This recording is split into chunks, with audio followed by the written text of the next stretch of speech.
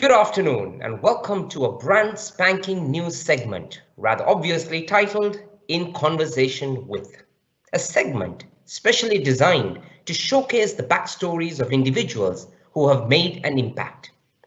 During this hour, we will delve into a conversation around stories that need to be told of modern day icons. Luminary Learning Solutions have crafted this segment so you, our audience, can be inspired to truly thrive. I'm Anton Thayalan, the Chief Evangelist and Co Host this hour, and I'm being joined in by our founder and destiny architect, Vidusha Nathavitharana, the host for this afternoon, and we will take you through an hour of free-flowing discussion. For today's segment on In Conversation With, it is my privilege and honor to introduce Mike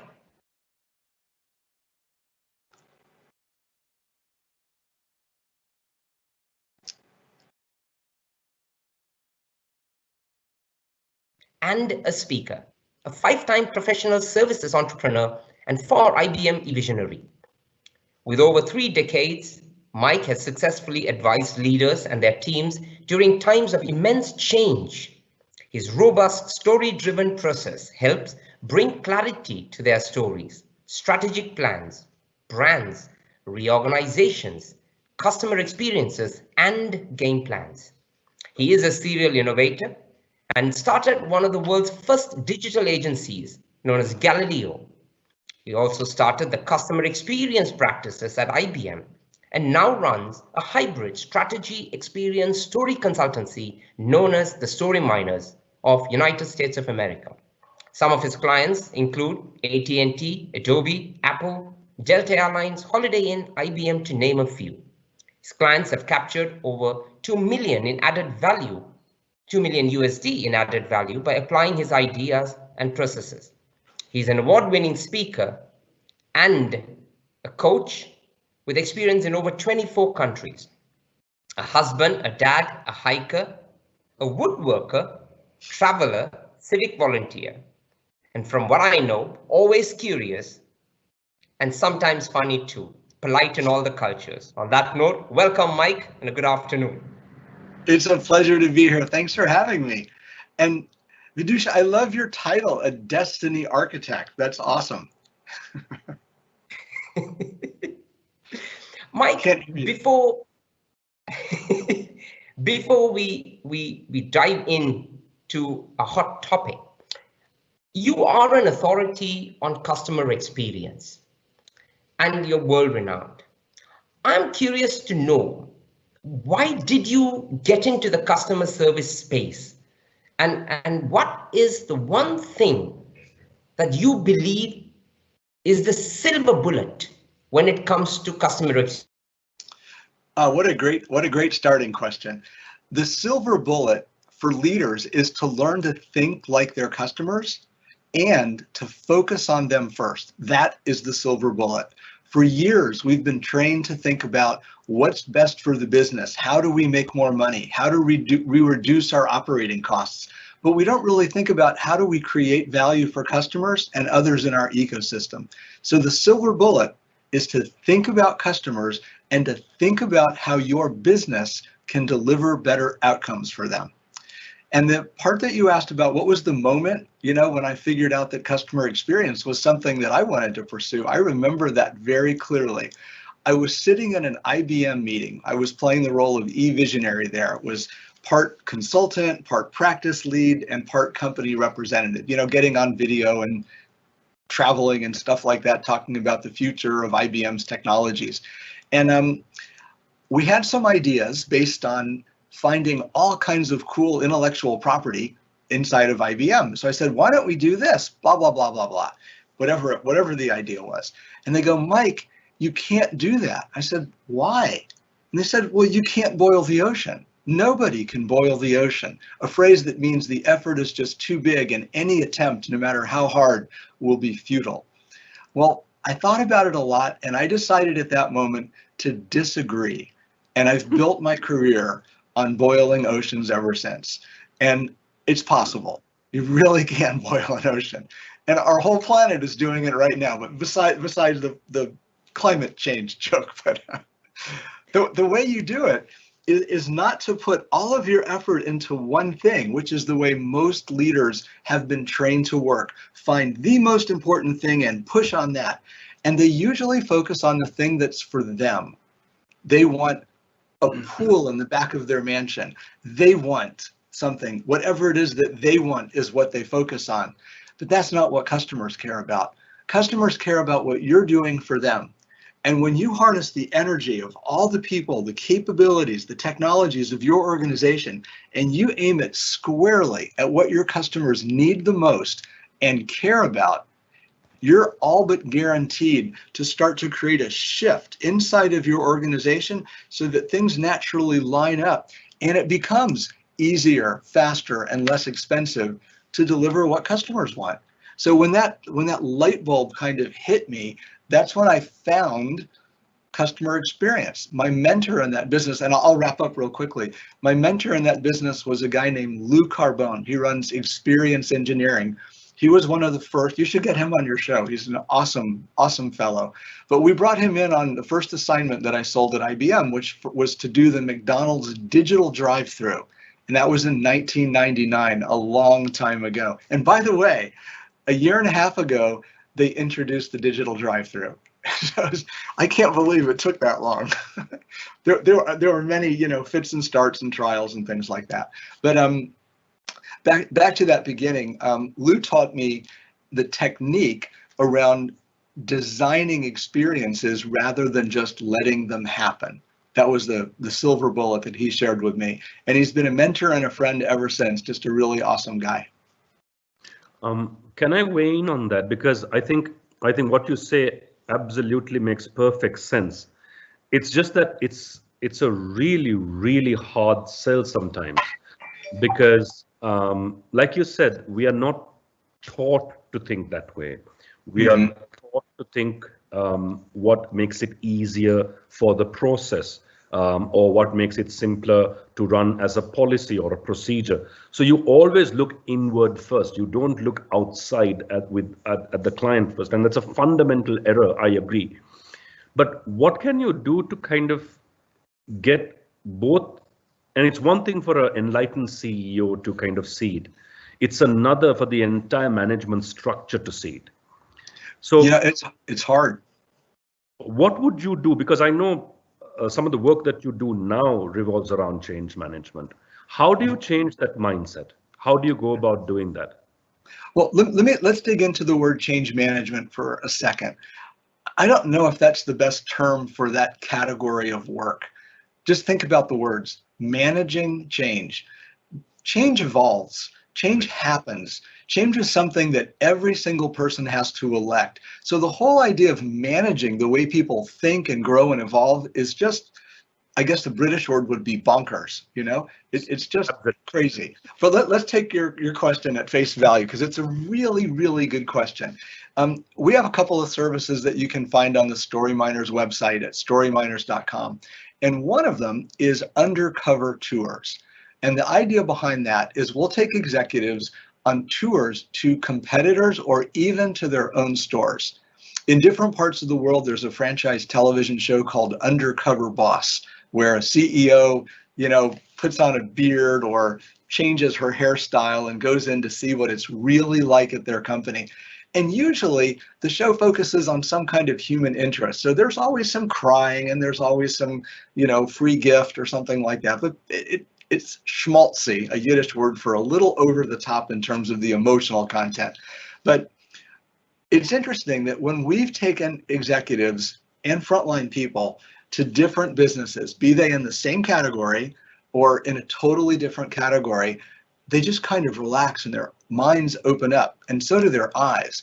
I remember we took a financial services team, the entire company, 200 and something people in Mexico City, on a walking tour of several different malls close to the office. And we sensitized them to what's actually going on inside the minds of the store associates. And what was the first impression they got when they walked in? How were they treated if they bought something? How easy was it to find? Was it digital enough for them? So once we attuned their thinking to how is this business serving me, they had a chance to imagine what it was like in their own business. And they started thinking more naturally and more regularly about how to design their own services better. What was the first point of contact like? Do we keep our promises? Operationally, are we easy? Are we creating more or less work for ourselves on the back end? So to come full circle and to answer the question, how do you get people to think differently? You come up with several different ways to sensitize them. So going on tours is one, and another is starting an exchange program.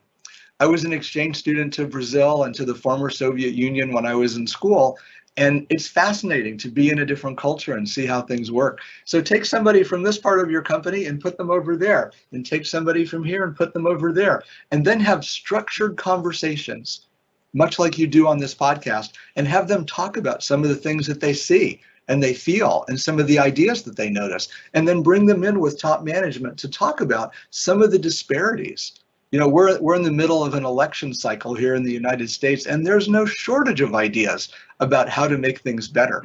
But instead of just letting people have their own personal experience or feel alone or cloistered, set away, bring those conversations out into the public, much like political leaders in your area or business leaders have town hall meetings, where people get together and chat about things. Do that as well. So anything that sensitizes people to what it's like without forcing change down their throat is super helpful. It's the first part of a journey. It's exploring. I'm glad you kind of said what you said, because it reminds me of something I often say at training programs on time management, because you can't manage time, isn't it? And I say very much the same thing on change management as well, because I think there are two types of change, isn't it? There's change that happens automatically without you even realizing it, like my balding head. That happens, right? If my camera were up here, you'd see the same thing. So. Light shines on. But then there's stuff that we try and force down, both the organization as well as the individual, and we call that, for a lack of a better word, structured change, isn't it? And I think sometimes that structure in itself becomes very prohibitive and very, very exclusive and very, very limiting. And when I was reading up on the kind of work that you do, I couldn't help but notice that you use storytelling in order to humanize that. And yes, I want to delve onto that, because storytelling, when it comes to a vision creation or to engage people, or when you make a speech or a presentation, is established.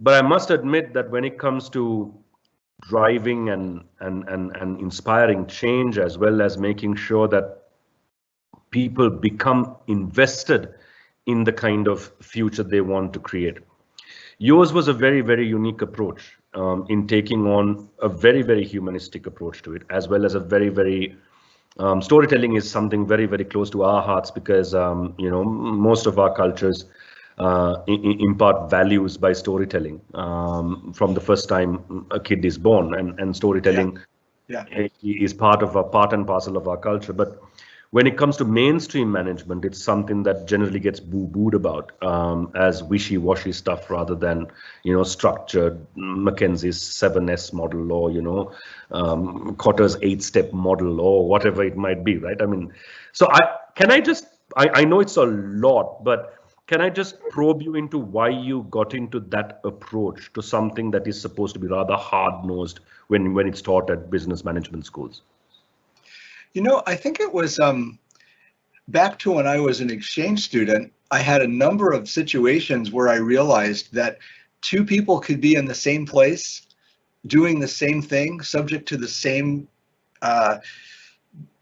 situations, and they could walk away with two different versions of what happened. They could have two different experiences. And I also, and this is particularly true, I wrote about this recently on about one of my experiences in Russia. I was trained as an American adolescent to think negatively about the Soviets. You know, they were the bad guys, you know. But what I learned when I lived there was that there were people just like us. So when I put those two things together, that made me realize that you don't change people, people change your business. People change your outcomes. You can't go any faster than your people can go. Now, that's not true for an all digital business, but if you have your people touching your customers, it's definitely true. So imagine, I'll give you a quick little example. Imagine you're climbing, and this is hard for me because I've never done this, but you're climbing an ice peak. You know, you're going up the side of a mountain like K2 or whatever one of the tall mountains is. And there are 4 or 5 people going up together. They're tied to each other. They're belayed to each other. So if one person falls, the other 4 throw their picks in and nobody dies. By the same token, nobody can speed ahead because they'd have to carry all 4 people, you know, to go up faster. And that's humanly just not possible. And I think there's an innate speed of conversion and change that happens. And I want to give you one more visual. This is a little different, but I had another experience, and it goes back to 8th grade science class. So we had our little Bunsen burners, you know, the heat lamps with a metal ring, and we put a beaker of ice on top, and we put a thermometer inside the beaker, and we looked at the temperature, and it said 0 because it was all frozen ice. Well, we turn on the Bunsen burner, and for the longest time, it still said 0 until the last bit of ice was gone, and then all of a sudden the temperature rose up really fast. It takes time to change the state of things, and as human beings, we don't often think about things in that kind of time perspective. We just don't have the sensory mechanisms to see how people are changing on the inside. That's invisible to most leaders. And we also don't have a sense of the pace because we make a decision in our heads and we want it done just like that. Well, it doesn't happen like that. So for leaders, part of the challenge is to learn how to change their pacing and their expectations and to not tighten up too much, because the thing that they want the most, that tightening and that arrival at some kind of goal, is often less than what they would get if they would loosen up a little bit. Because people know more about what can be, and they will vote with their feet and their hearts for what they want. So if you focus on what your customers want and what your employees need, you usually get better results on the bottom line.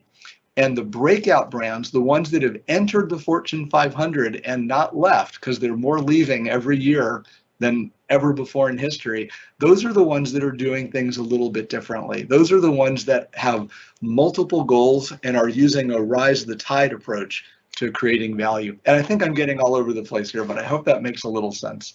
No, that does. And just one follow-up question, because Anton is itching to ask a question as well, but I just want to bring this full cycle. Just one question on the fact that it is, even though I completely agree with you, I think for most who have probably been taught management rather than people who have experienced management. So for anyone who went to business school and actually studied this as a subject, I think it becomes almost counterintuitive, isn't it? Because we are taught things in a linear fashion, not on a lateral fashion. We are taught to kind of set an objective first and then work backwards rather than organically allowing it to take place. Yeah. So how do you combat that, especially with some of the tools and techniques you're thinking of and things that you work with as a consultant? How do you actually combat that innate natural instinct? It's almost counterintuitive or counter. You know what I mean? I do. Well, let's tackle that. Let's tackle that in 2 parts. The first thing is, let's go back to the language. You talked about managers. There's a huge difference between managers and leaders, right? Managers are managing what they've already got. Their job, their mentality is to keep going with what we've got and make it work, because that's what they've always been rewarded for. Come 2020, the whole world has pivoted a lot. And now every single company that I can think of and that I know personally is facing a huge change. Why? Because everything around them is changing. So they, of course, have to respond. So in the face of change, you can't have a manager leading. It doesn't mean that the person can't lead. That's an individual set of characteristics and choices. But if you expect managers to change what they do, explore new options, adapt, and inculcate others to a new way of doing things, it's just not going to happen because you've trained them to do one thing. You can't turn a horse into a rabbit. It doesn't work. Now, you can go through some exercises and make a good try at it, but if you've got a management mentality and that's what you're rewarding, it's the leaders who have to come up with that new vision for the organization and say, hey, here's the new way it could work. That's why it's so important for leaders to have their hands on the story. It's the best kind of prototyping tool that we have. And one other thing I wanted to share with you. Remember we talked about boiling oceans, and you just talked about how hard it is to, move managers, and I'll paraphrase what you said, move managers into a new way of doing things. One of our other offerings, and all of our offerings are based on what does it take to make change happen in the world and how do we help our clients. So it's not that we invented anything, it's our clients told us we need this outcome, so we'll work to make that happen. So we've created this thing called an innovation accelerator, and it's nothing more than a skunkworks or a garage or a place where it's safe to develop new ideas. And we have a couple of rules when we're in this innovation accelerator. We always negotiate these with the clients. Actually, they come up with them. But the most frequently used ones are that we have a big room with all kinds of boards and pictures, cartoons, this is the way the future works, that kind of thing. So we create a line across the center of the room on all the walls, and anything that's posted below the line is today. And anything that's posted above the line is sometime in the future. So when you walk into that room, the promise that you make is you'll keep your mind open and you won't judge too early. And when you walk out, and this is the key, you will not assume that anything above the line is real, because it pisses everybody else off. We've all known entrepreneurs that talk to a bunch of different people, and in their heads, their idea evolves, and they're having a great time. But each person has a different view of what the entrepreneur wants because their thinking is evolving. So there's a place where they can go to kind of water and grow and fertilize their thinking and their plant, if you will. But when they walk out of that room, it's business as usual, because otherwise it frustrates people too much. So getting rid of some of the frustrating factors is very, very helpful. And again, changing gears, using stories on that top part is the fastest, cheapest, most flexible way to develop different ideas and see how people respond to them.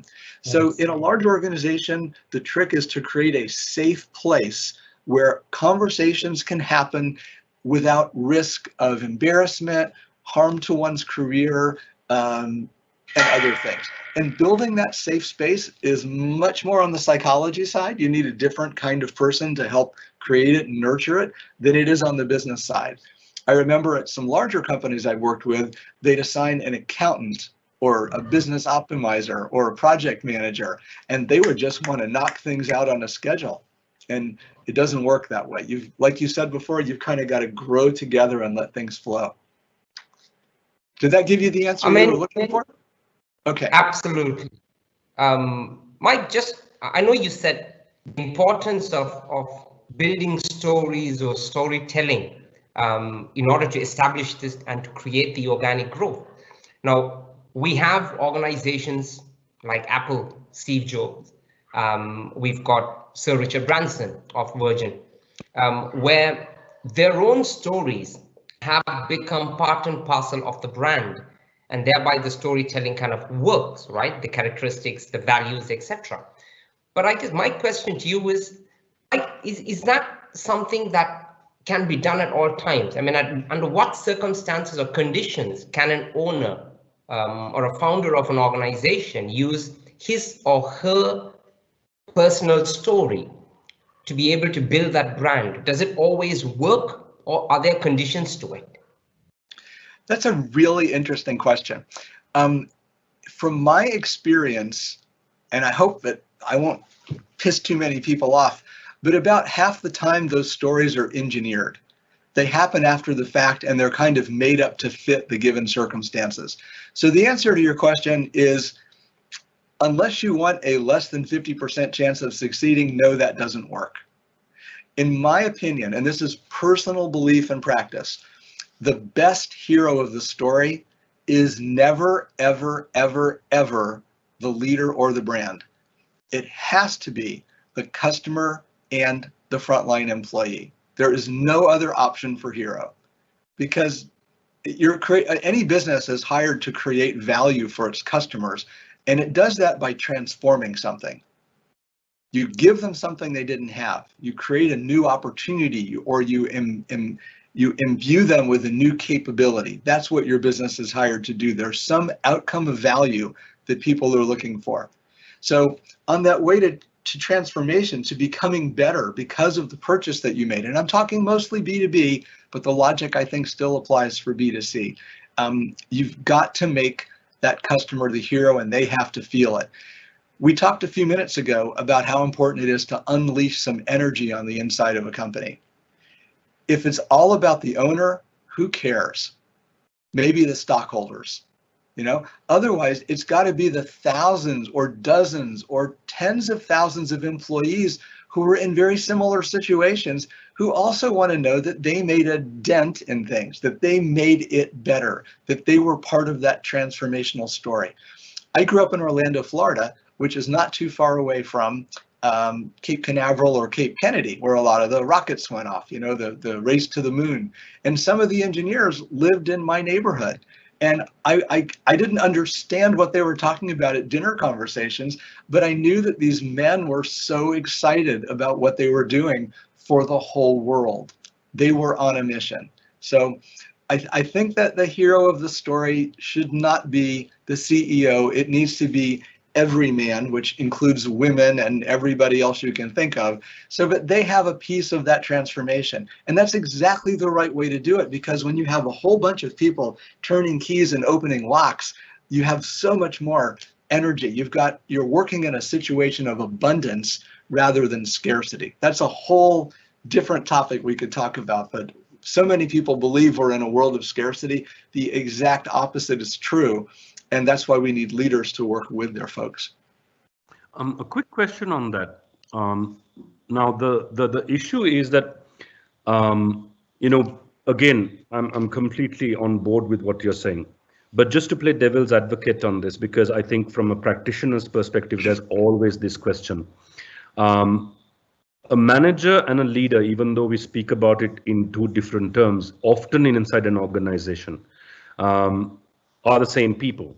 They're supposed to lead initiatives, but they hold a manager's title, and therefore, from a hierarchical perspective, they are the ones who are expected to do this. Yeah. How to convert managers into being leaders is one side of it. The other one that was really interesting when you spoke about the heroes actually being frontline staff as well as the customers themselves. Sometimes taking the side of the customer means that you don't take the side of the employee, because there are direct loggerheads at times. How do you play that out without taking either side, so to say? How would you? We have you guys are asking such great questions. It's morning time for me, so you're really pushing me today, making my mind wake up. So I agree with you that managers and leaders are often the same people. Being aware of when you're managing and when you're leading is an important internal or personal skill. Managing generally implies maintaining the current system. Leading generally implies setting examples, modeling, inventing capabilities for the future. As the folks in Star Trek would say, going where no one has gone before. Okay? And what we're in right now in 2020 is a world where most of the requests that top management makes of the people in the company are first of a kind requests, which means that new capabilities, new ways of work, new rules of the game need to be established. And most managers will look for the playbook. Where's my process? Where's my best practice? That's the first thing out of their mouth. Where's my best practice? Well, you're going to have to make one. Oh my gosh. We have an expression, a deer in the headlights, which means you're driving down a forest road and a deer sees, which is like a forest animal with 4 legs, antlers, and they see headlights. They've never seen them before. They kind of freeze. And then you're just set for a collision course, even though you know it's coming. So that kind of behavior is not so helpful. So over time, what we've learned from some of our best leaders, like R.H. Macy, who was a very popular retailer, Walt Disney, who created one of the most prolific experience-based businesses our planet has ever seen, is that they guide by example and by principle. So they set a very clear direction for their businesses. It's usually one that has a moral imperative as opposed to a financial imperative. Underneath that, they use principles. And these are the rules of the road, excuse me, the rules of the road that ensure that the business delivers on its promises and avoids doing harm. Once those boundaries are understood, so you've got like a goal out here, the reason for being, and you've got your principles, which my friend Steve Simpson calls them the unwritten ground rules. He's even made a company about that. Then UGRs. UGRs, there you go. Then everybody can be on track in their own way and end up at the same destination. So back to the management leadership thing, let's bring story into it. And I apologize if this is a little roundabout, but this is the moment when it all comes together. When you're envisioning the way things work in the future, it's important not to just take another incremental step forward using the management side of your brain. It's important to rethink why you're doing things. Challenge some of those guidelines to make sure that for the future, where the rules are different and the customer requests are coming at different times with different specifics, that you're able to make sure that your company stays on task. And that task is creating value for your customers. As soon as it veers off of that, it starts this little bit of a downward slope, or maybe a very fast downward slope.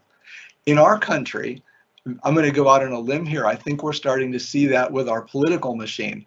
Here we're getting the results that we are designed to deliver. It's by design that things are so much like this. And if people just continue doing the same things, we're going to continue to get the same results. It's time to look at the core system and see how to make it better. So that's what leaders need to do. And your next question will be, well, how do you do that? That's so hard. It's not easy work, but it's not something you need to be afraid of. You need to get back into being a kid and not being afraid of telling a story. It's as simple as, how would you like it to be? Tell a story about that, but tell it from your hero's perspective. Don't tell me about computer processes and banking regulations and operational efficiency. Don't use buzzwords. Say, I'm just going to make something up.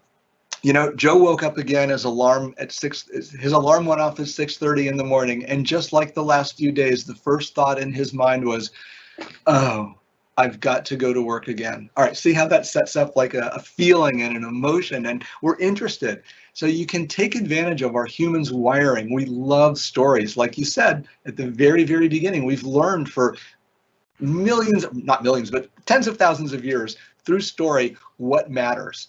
The grapevine inside of an organization is the same thing. It's the story culture, and it's what we follow. It's what we believe. Nobody invests their political capital unless they believe something is going to be worthwhile. Most people, when they hear about change, they dig their heels in and they offer resistance. So stories are a way to kind of loosen everybody up, open up the ideas, and put it into a future story where you can change the given circumstances. You have permission, just like in the Innovation Accelerator, which is a space in your head with a story. You can change the given circumstances, change how people respond, change the way the technology works. So you can look at multivariate solutions. And as soon as I say multivariate, people go, oh, that's too complicated. We all think that way. You know, from the time we wake up until the time we go to bed, we're balancing all kinds of different ideas against each other to plot our course forward, to raise our children, to figure out the best way to make a transaction happen, to sell something. We do that all the time. But in a story, you've got the freedom to be creative. You can explore different ideas. You can do a story, do another one, pit them against each other, or you can do an evolutionary process. Or Susie from accounting can come in and maybe have the very best idea on how to reconcile at the end of the day that nobody else had thought of. Stories are the fastest, least complex, and least expensive way to try out different ideas. So what I think we need to do, if I could, like, you know, turn one key and make things happen, I would give everybody an enhanced storytelling appreciation. Notice I didn't say ability, just appreciation, so that we can have that below the line conversation about today and above the line conversation about tomorrow at the same time. Thank you for that. I mean, sure, great question too. To rethink and to relook at. But just before we jump in, a quick one for those who've just joined us now. We are in conversation with Mike Wittenstein, who is a quadrilingual individual, an author of 9 publications, the winner of over 10 awards, a consultant, a coach, a designer, and a speaker. He is a 5-time professional services entrepreneur and a former IBM eVisionary. He's the CEO of Storyminers, who is in conversation with us this afternoon. This is an hour designed to bring inspiration through the backstories of modern day icons. So Mike, just coming back to you, and we hear you. I think you've nailed some key subjects, some points to rethink, to relook at things. And this is the time to change, to adapt. And I'm thinking agility. And I don't know how this plays out, but how important is agility for leadership in all of this picture to get the message across? And if it is important, what can company leaders or leadership do to improve his or her company's agility overall? Sure. Considering well, the current circumstances. Let's go back to language again. Tell me a little bit more about what you're thinking of when you use the word agility. How fast you can react to something. Okay. All right. So we're not talking yoga, right? That too. Corporate yoga is. Well, a little bit of yoga and a little bit of sprint, if that would help. All right. So let me see if I can do. I don't have any paper in front of me. I'm going to have to use my hands. I'm going to give you a picture. Ever since what we call the industrial age, a lot of our management thinking has been about having a certain amount of capability and creating as many copies of that as possible at the lowest cost. Okay? And what happens every few years is a new manager or leader comes in and says, I'm taking away some of your resources, but I still want you to deliver the same amount, or I want you to raise the level that you do. And that's what we call management or leadership. It's usually about taking excess out of the system and giving it over to shareholders. Does it make sense? Okay, very simplified version of, I'm setting it up for another story. And that was okay when everybody wanted that black Model T from Ford. Every single one was the same. Well, how many of people that are listening to this want a black Model T Ford? Or even a black Tesla with black wheels? I mean, most people wouldn't say no to a Tesla, but they would prefer one in a different color with different wheels and some little different interior. So we live in a world right now where, because we have such an evolved economic system, we've all lived such different lives, we are definitely not a homogeneous world. We're a very mixed kind of world where every person grows up with even next door neighbors can grow up incredibly differently and have different wants and needs. Now what we are in is a world where people have more options for what they want, and they're so empowered that they can even create new desires on their own and they expect the brands that serve them to deliver on them. So when we have this number of resources, instead of organizing it for the same number of outputs at the lowest cost, what we're looking at is a world where this resource should be able to create multiple outcomes. So the leaders of today, especially those in digital businesses where personalization is a little bit easier, they're starting to say, all right, if I have this much resource, not how many of the same thing can I create, but how many different things can I create using the same resources? It's a very small shift in my hands, you know, from this to this, but it's a huge change in the way we think about our purpose as companies, as organizations, as governments, and as individual leaders. So the shift that needs to happen, in my opinion, where I've seen it happen the most, is where leaders, those charged with devoting irrevocably a company's resources to its clients' outcomes, are starting to think about how much more can they produce in terms of variation rather than quantity for the same thing. Does that make sense? And then I want to do one more point. All right. Go ahead. Now I want you to imagine, we're going to tie two things together. So I want you to imagine you're going into a retail store. And the first thing you do when you see the retail store, when you walk in, is you see the customer service department, right? There's something that says customer service. What is the customer service department? It's a place where problem customers go. Because what they need and what they want can't be fulfilled by the company's operations. The software doesn't handle it. The register operator doesn't know what to do. The store manager is befuddled. So at customer service, they have some different tools so that if somebody walks in with some strange requirements, hopefully they can get it taken care of and the brand can save their customer. Okay, it's also used for loss control and prevention and things like that. So why do we need customer service departments? Well, because the business doesn't work well enough. Well, what if the business worked better? It would be engineered to handle more variations on a theme. It would be able to do more for customers. But we live in a world where we're trying to make it really efficient for the organization. So the shift needs to be in creating more outcomes. That's the first part of the challenge that you talked about, Anton. Does that make sense? All right, now ask your question one more time and let's do the second part. Sorry, so when it comes to agility, I do understand the shift needs to happen quickly. I do understand that people need to get on board almost instantly. And we see this today with the current pandemic, the global pandemic in play. We've seen where even the biggest of organizations with all their strategies seem to have kind of taken a back step. Clearly, they didn't do the transition. Now, you spoke earlier on about the transformation, the transition.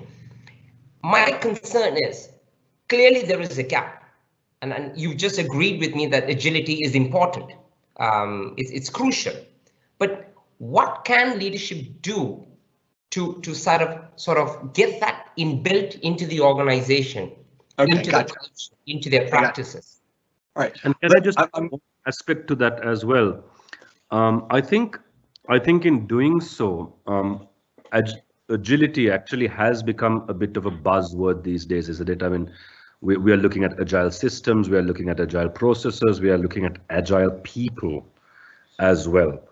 And that's something I want to tie back to what you said. You need to give people that space and that time to evolve into that and to appreciate that.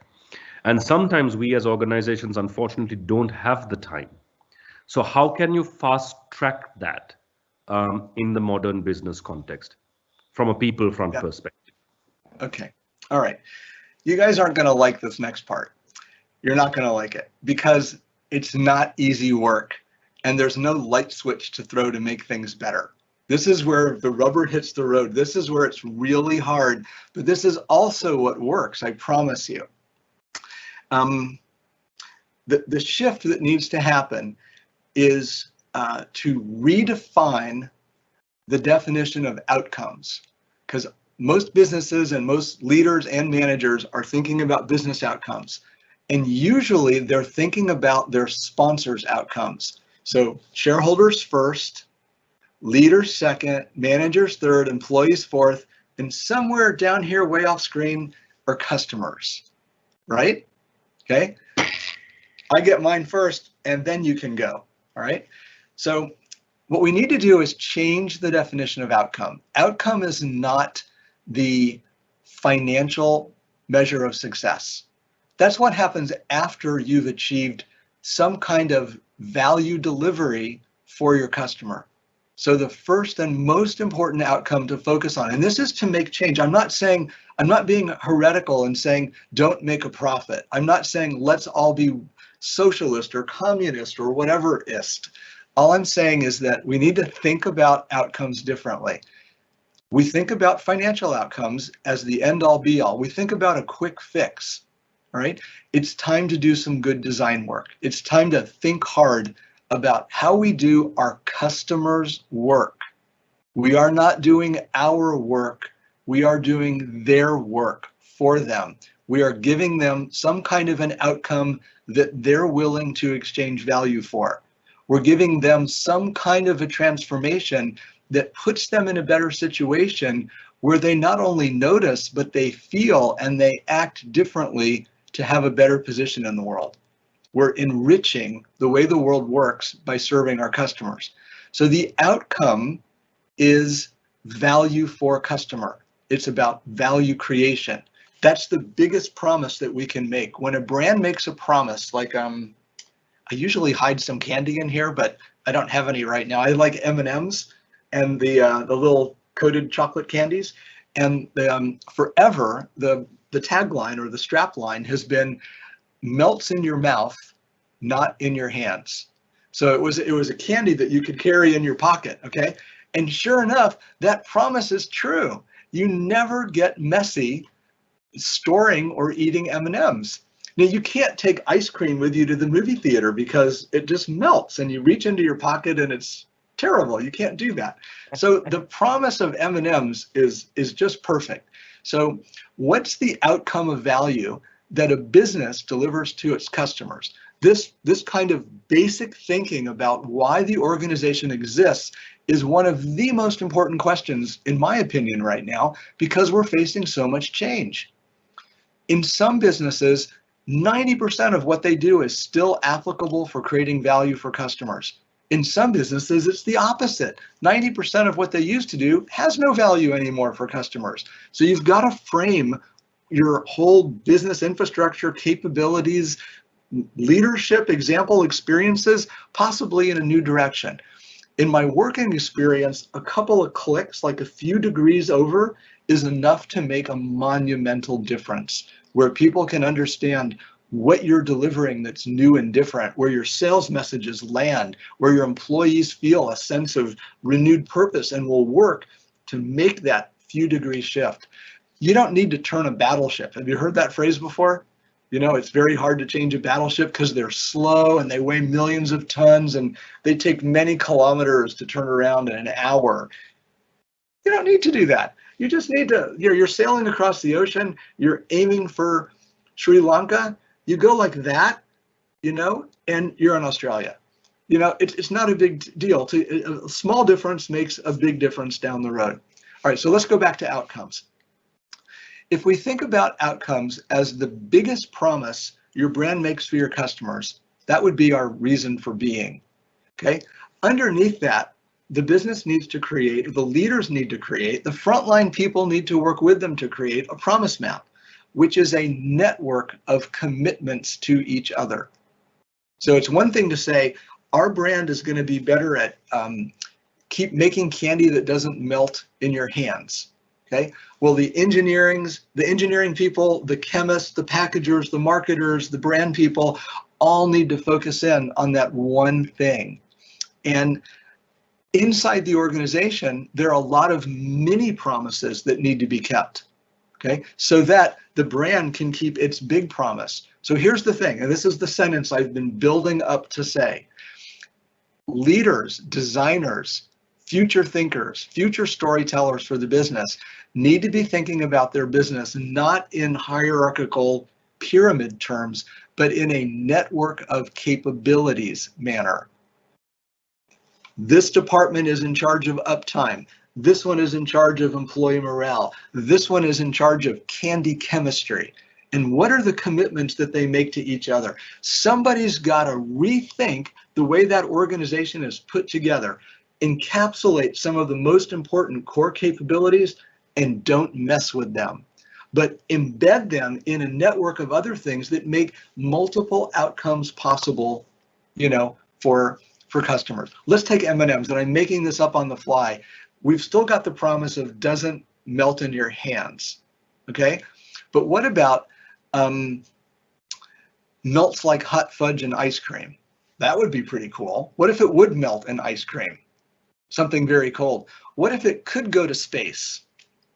What if it could be used as a weight to balance a drone? There are all kinds of other uses for M&Ms. I'm making stuff up that's very silly. But if you think about multiple outcomes, you'll find that you're already delivering lots of value. You're just not able to sell it because nobody knows that's what you're doing. Does that make sense? Makes absolute sense. Okay. I'm very conscious of time, and Anton does prod me ever so often when I kind of reach my limit. But I did want to ask this one question on a very personal front, because we've dived very deeply onto what you do. So I want to ask this in retrospect, obviously, because you've gone through a certain part of your life. Has the job actually made you, or have you made the job? Oh, it's both. It's absolutely both. I'm a big believer now that I hope I'm answering your question the right way. My favorite way to work is not for clients, but with clients. So this is my client, this is me.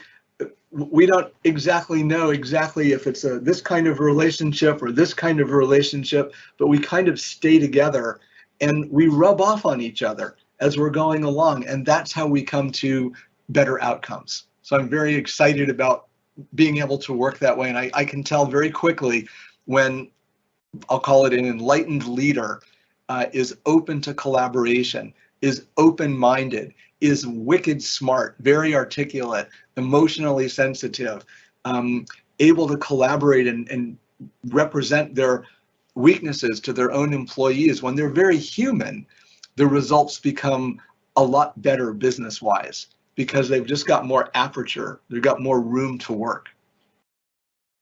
Yeah.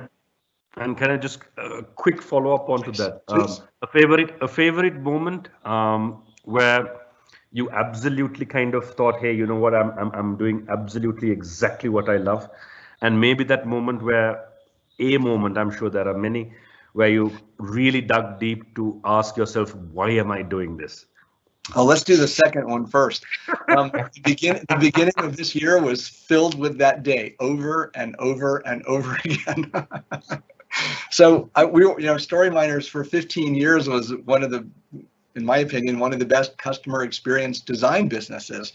We didn't do the research, we didn't do the advertising buying, but we actually helped companies figure out what would that experience be? What would it look like? How would it work? How would people feel about it? We didn't do the tech, we didn't do the accounting, but we did that design. We were architects of the experience, if you will. So the world changed. Even before the pandemic, that space of customer experience has gotten very crowded. There are a lot of posers in the space, people who say they're experts and really don't have experience. There's also a significant downward price pressure as the mainstream looks for best practices. So I had to do a lot of that soul searching, and it was very frustrating. But now we've come up with a new position for the company, and I'm back to being excited again. And it's about helping leaders get their strategies so clear that their people want to make them real. It's the same thing. It's stories and customer experience and strategy and tech, but now there's like a new encompassing vision. And for me, I'm there to enable leadership teams to make their strategy so clear that their employees want to make it real, because they can't do it themselves. They don't know how to design systems. They don't know how to think in terms of outcomes. They need to pull the whole team together and create kind of a cult in a good way, so that everybody is building the future together. That creates a kind of a pioneering spirit. And it's that same feeling and conversations like this that get me excited again, because I found that new direction. So I'm feeling inside my company and inside myself, exactly what I'm helping clients do. And for me, that's like good alignment. So great question. Thank you for asking that one. Thank you. Mike, I mean, clearly you enjoy what you're doing. You're passionate about helping organizations understand the product or the service that they have is actually the one that adds value to the customer, to support the customer experience. And I'm sure you've had your challenges, and I as Vidusha said, we are mindful of time. As we draw close to this, my question is, now we've seen this whole pandemic affect organizations, globally, right? Oh my gosh, yeah. In in your opinion, what do you expect, or how do you expect the customer expectations to change in 2021, 2022? And then a follow-up to that, I guess, is what can leadership do now that they've understood the situation to prepare for that? I mean, how can they create that amazing customer experience? Because something I understood from what you said earlier on is whether we intend on giving out a customer service experience or not, invariably the customer is going to have an experience, whether we like it or not. But how do we ensure that that becomes a great experience? All right, so let's tackle that in 10 hours. In the first hour, I'm just kidding. That is the biggest question I've heard like all month, the last 2 months. That's a huge question. The most I can sorry, can I just rephrase that and say your brief answer to that question? All right, so I wrote a couple of notes down as you were talking. In my opinion, I think that people are going to be pushed on to do so much in their personal lives. I'm thinking customers, B2B and B2C. I think they're going to become, of necessity, lazier because they're used to more companies communicating with them and giving them offers. So they will relax the effort that they put into finding good solutions for themselves. So whether you agree with that idea, I think it's morally or religiously correct. That's what I think we're facing. And businesses that serve customers and friends who serve friends need to be aware of that. The second one is people are going to be needier, but they're not going to know how to express their needs. We don't have names for a lot of things that people will be needing. And there's a difference between need and want. Need is something that you feel, want is something that you can think. Okay. That's not 100% true, but just to kind of create that difference. So a need is something that they might not be able to articulate, and they've got more and more of those needs.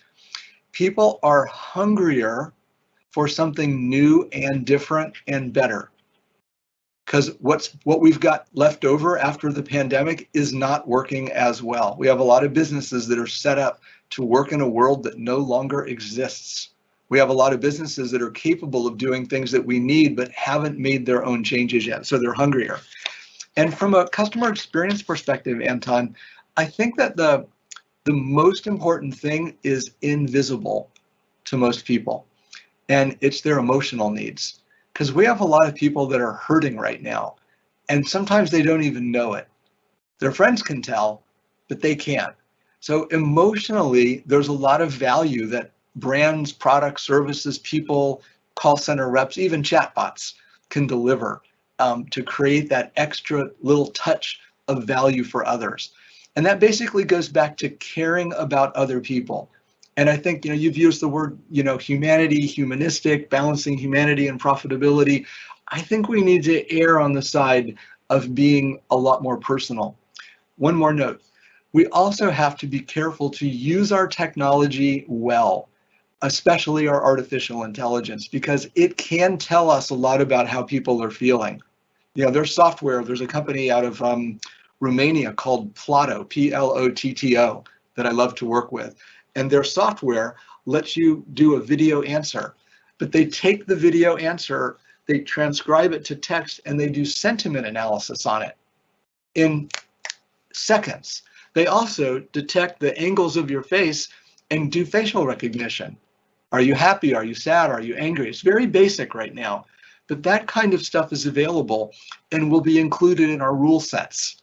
So if we get too many optimizers using that information to sell more dog food, we're not going to be doing as much good as if we use that information to help people where they have needs. So I'm very concerned, excited, cautious, and optimistic about how we use technology to put more humanity back into experiences, because there's a tremendous amount of value there. It's not just dollars for service. It's a lot about how you feel. And we can work specifically on how people feel without manipulating them, without making choices for them.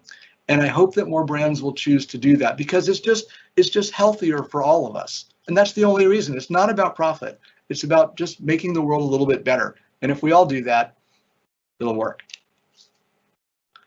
Fabulous. Mike, thank you very, very much. Just pleasure.